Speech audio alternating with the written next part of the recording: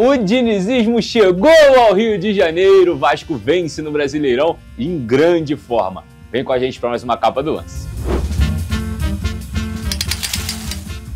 Antes de tudo, já deixa seu like, já se inscreve no nosso canal, ativa o sininho para receber todas as notificações e depois desse vídeo você vai lá no site do Lance para conferir todas as notícias do dia a dia.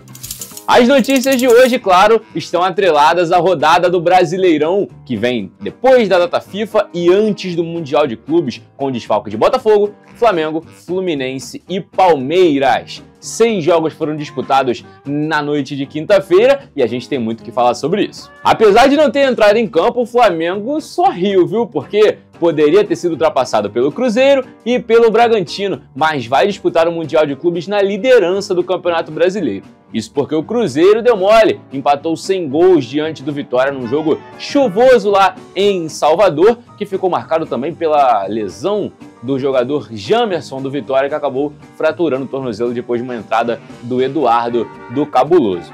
O Bragantino, por sua vez, recebeu o Bahia em casa, mas foi atropelado, um senhor 3-0 da equipe do Rogério Ceni em cima dos comandados do Fernando Seabra. Mesmo sem Neymar, o Santos arrancou uma vitória importantíssima por 3-2 em cima do Fortaleza lá no Castelão, com show da dupla estrangeira, Barreal e Rohaiser, com um gol para cada um. Fortaleza até reagiu, mas no fim sofreu o golpe final. Vitória importantíssima para o Santos aí, sem o seu craque, que estava suspenso e talvez nem entre mais em campo, ainda tem que resolver litígios do contrato que se encerra no dia 30 de junho. O dia ontem não foi bom para a galera do Rio Grande do Sul. O Grêmio recebeu o Corinthians em casa, ficou no empate em 1-1, abriu o placar com Bright White, mas depois sofreu um empate num golaço do Breno Bidon, e o Internacional, por sua vez, perdeu para o Atlético Mineiro por 2-0 fora de casa, continuou na zona de rebaixamento, perdeu a chance de escapar do Z4, a situação não está muito boa para o Colorado no Brasileirão não. Mas é hora da gente falar do principal jogo da noite, porque ó, o Vasco cresceu e os moleques jogam diferente. O Vasco fez 3-1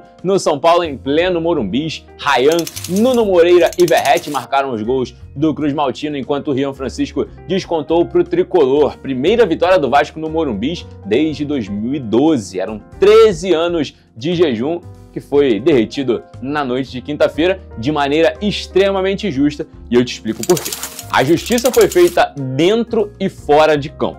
Dentro, o Vasco dominou o São Paulo durante os 90 minutos, fez um primeiro tempo de almanaque muito positivo, fazendo pressão, linha alta, dominando a troca de passes, algo que a gente já costuma ver com o Diniz há muito tempo. O São Paulo, por outro lado, foi dominado, teve dificuldade para responder ao domínio do Vasco da Gama. No segundo tempo, o ímpeto do Vasco não diminuiu, mesmo com a vantagem por 2-0 no placar. O time continuou em cima, marcou o terceiro numa bela jogada, que terminou com a bela finalização também do Verratti. Então, assim, foi um jogo muito bom do Vasco, é a primeira atuação, assim, que a gente pode definir como muito positiva da equipe do Fernando Diniz. Isso não é novidade para ninguém. O Diniz, quando vence com o Vasco, tanto agora quanto na primeira passagem, a gente já vê vitórias divertidas do Diniz, né? Às vezes uma derrota é muito feia, é um jogo complicado, que é marcado por erros individuais na defesa, mas quando o Diniz vence, principalmente pelo Vasco, é divertido de ver, é legal de ver.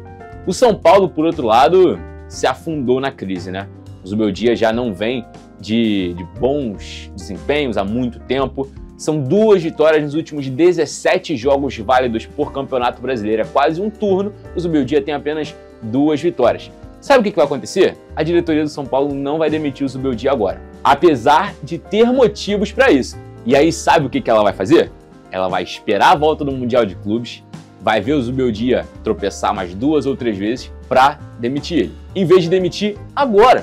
Porque motivos para isso ela tem. Nomes anteriores, como Rogério Ceni, como Hernan Crespo, caíram por muito menos. E aí, quando demitir ele depois da paralisação, vai ter um treinador que vai chegar para tentar resolver o problema de maneira rápida, ao invés de dar tempo de trabalhar para preparar o time agora nessa paralisação para o Mundial de Clubes. E vamos falar baixinho aqui, só eu e você?